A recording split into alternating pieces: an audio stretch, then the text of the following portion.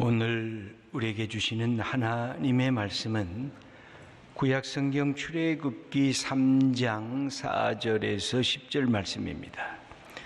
구약성경 83회입니다.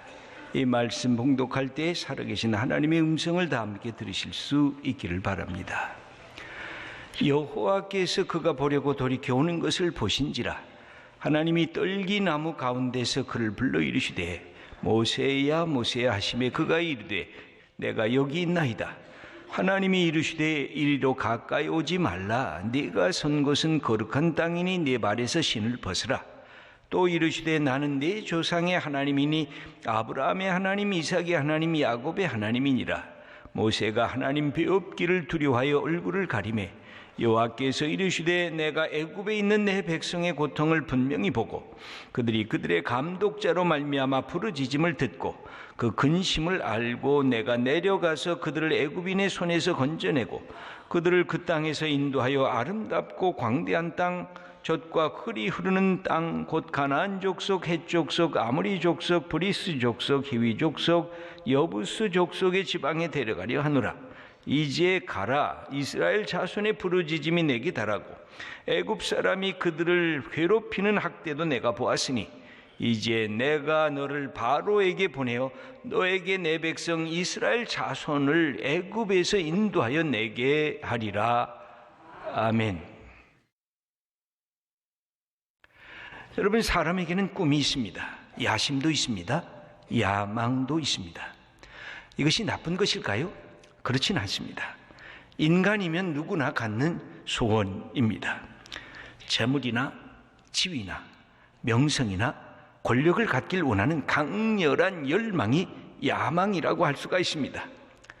여러분, 이런 모습을 갖고 구약의 아브라함과 모세와 다윗을 보면 그들도 이 재산을 많이 갖고 명예를 갖고 강력한 힘까지 주어졌던 것을 볼 수가 있습니다. 그런데 놀랍게도 성경은 그들을 야심가다, 그들을 야망가다 그렇게 부르질 아니합니다. 오히려 그들을 믿음의 사람들이라고 그렇게 칭찬을 합니다. 하나님도 그들을 향해서 너희들이 야심이 많구나 그렇게 말씀하지 않고 오히려 나의 벗이구나, 나의 친구구나 그렇게 불렀던 것을 우리들은 말씀을 통해서 다시 보게 됩니다. 이사야 41장 8절을 보면 이스라엘 백성을 향해서 하나님이 이렇게 말씀하십니다. 그러나 나의 종 너 이스라엘아, 내가 택한 야곱아, 나의 벗 아브라함의 자손아. 아브라함은 나의 친구였다. 너희들이 그 자손이구나. 그렇게 부른 이유는 뭘까요?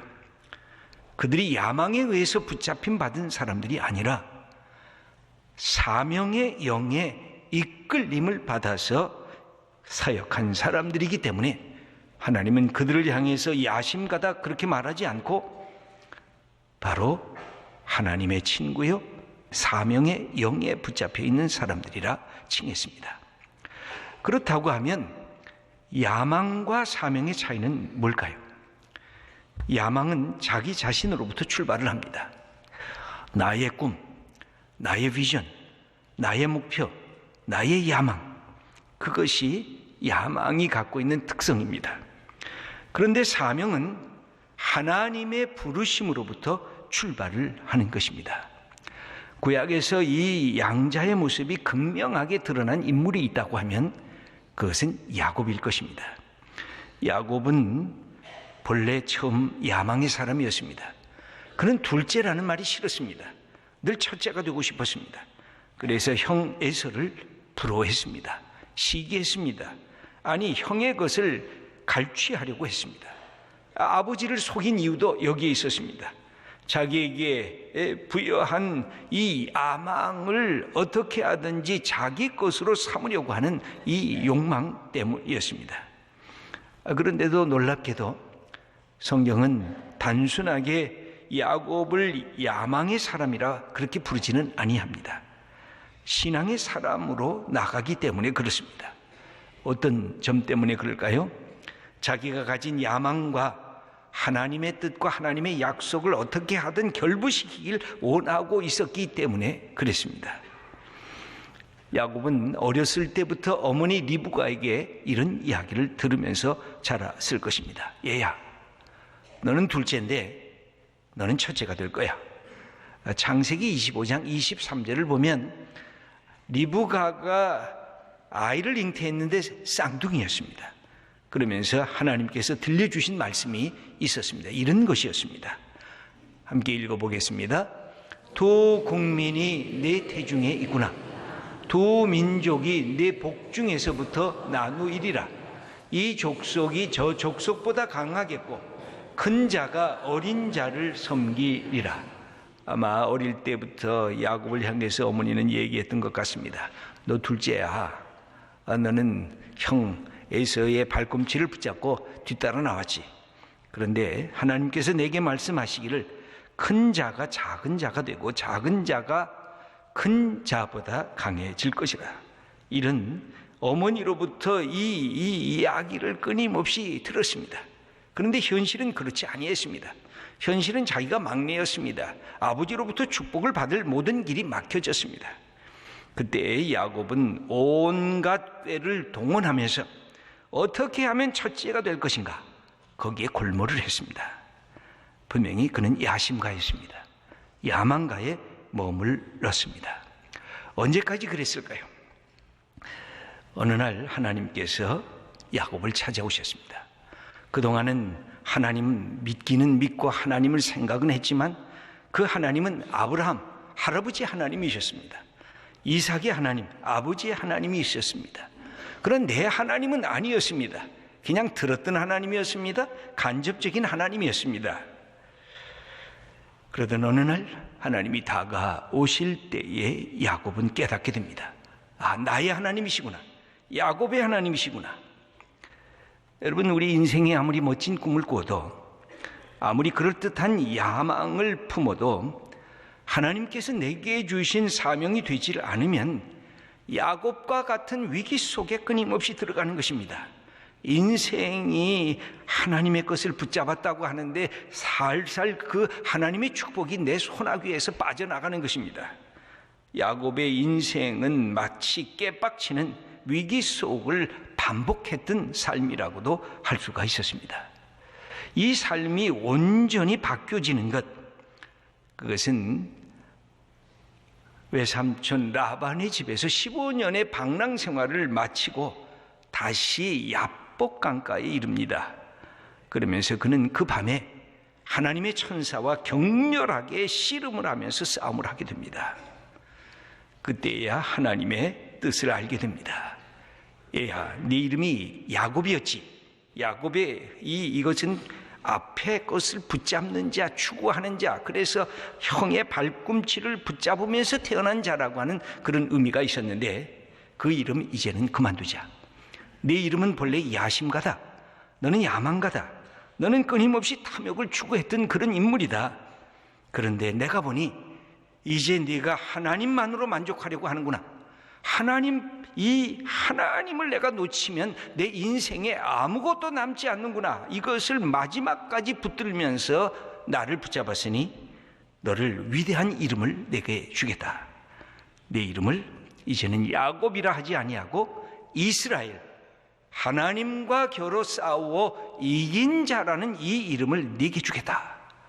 그때 이 이름을 받게 됩니다. 그리고 이스라엘 민족은 그때부터 이제 야곱의 이 이름을 따서 이스라엘이라는 이름이 지금까지 내려오고 있는 것입니다. 야심가였던 야망가였던 야곱을 하나님의 사명자로 바꿔놓았던 그런 일까지 어마어마한 삶의 그 소용돌이 속에 야곱은 들어갔던 것입니다. 여러분, 이런 예를 자기의 삶으로 또한 경험했던 인물이 바로 오늘 본문에 나오는 모세입니다. 모세가 40살이 되기까지는 자기 잘 아는 이것이 펄펄 살아 있었습니다. 무엇이든지 명령하면 다 이루어졌습니다. 무엇이든지 갖고자 하면 다 소유할 수가 있었습니다. 그는 당대의 거대한 제국 애굽, 이집트의 왕자였기 때문에 그랬습니다. 그런데 애굽의 왕자로서 그는 자기 민족 이스라엘을 구원할 수가 없었습니다. 그가 갖고 있는 야망을 갖고 자기 민족 앞에 나갔습니다. 그런데 성경은 출애굽에서 어떻게 기록하고 있느냐면 이스라엘 백성이 모세를 자기들의 지도자다, 이 사람은 지도자감이 된다, 그렇게 인정하지를 않았습니다. 우여곡절 속에 모세는 살인을 저지르게 됩니다. 그리고 왕자의 자리를 내려놓고 광야로 도피하는 그 도망자, 패배자의 모습으로 떠나게 됩니다. 그 모세는 젊은 시절 자기의 야망을 자기 혈기로 이룰 수 있다고 여겼습니다. 그런데 이렇게 든든하게 여겼던, 이것이 내 발판이라고 여겼던, 이것만 있으면 내 인생이 이 판판대로를 거둘 것이라고 여겼던 그 모든 삶의 계획들이 여지없이 무너졌습니다. 다 잃어버렸습니다. 허허벌판 아무것도 없는 광야로 쫓겨 나갔습니다. 하나님은 의도적으로 이 모세의 길에 이 광야를 열어놓은 것 같습니다. 하나님의 광야 학교에 입학했습니다. 모세를 낮추시기 위해서 그러셨습니다. 네가 야망의 영에 붙잡혀 있느냐? 그런 한 너는 지도자가 될 수가 없다. 너는 하나님의 사람이 될 수가 없다. 사명의 영의 이끌림을 받아야 진정으로 하나님의 뜻을 이룰 수가 있다. 이 모든 것을 보여주는 역사가 출애굽의 역사입니다. 자기 욕망에 매여 있을 때 그가 할 수 있다고 여겼지만 실제로 되어지는 것은 없었습니다.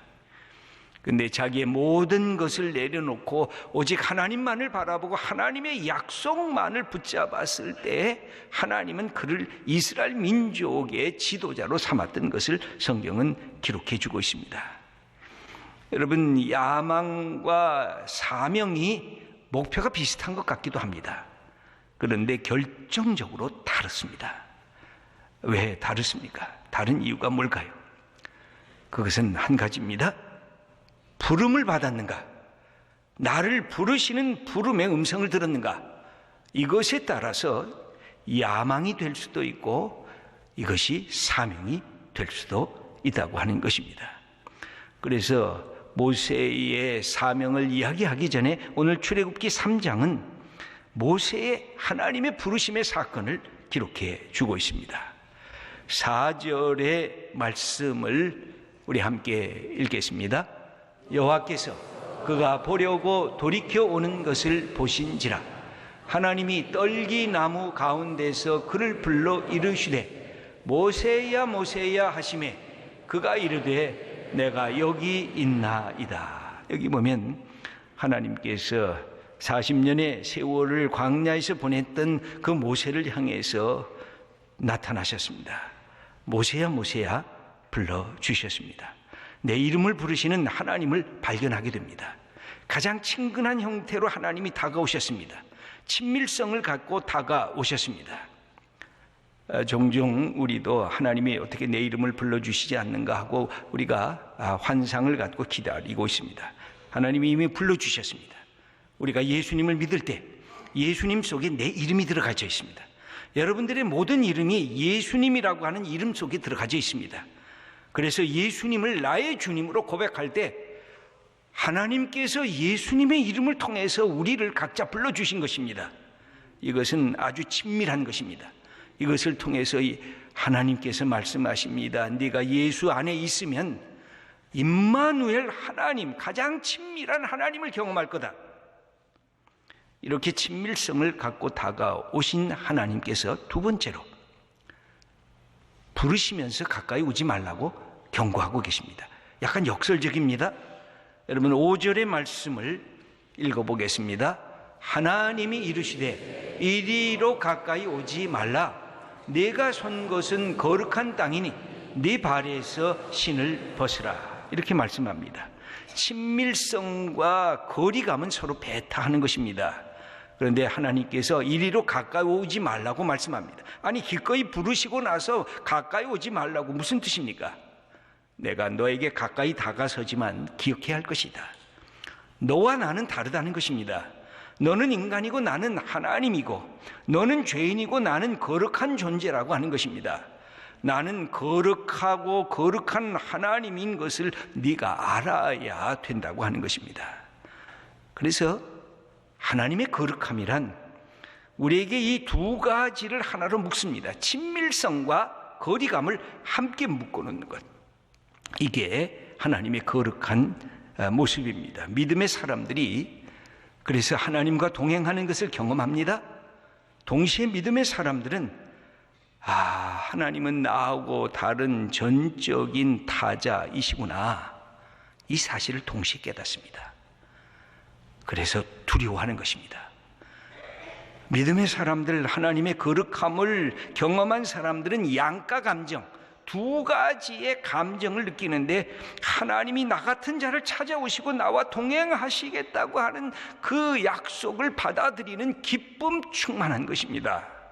동시에 하나님의 거룩함 앞에서 내가 어찌할꼬 하는 두려움과 떨림을 갖습니다. 그래서 시편 기자들은 고백을 합니다. 하나님 앞에서 두려워 떨라, 그러나 기뻐하라. 여러분, 얼마나 이게 충돌되는 말입니까? 그런데 그리스도인들에게는 이것을 경험하여 하는 이 우리 하나님의 축복의 역사가 있습니다. 두렵고 떨리지만 하나님이 나 같은 자를 찾아오시는 그 기쁨 충만한 것입니다. 그래서 믿음의 사람들은 교만할 수가 없는 것입니다.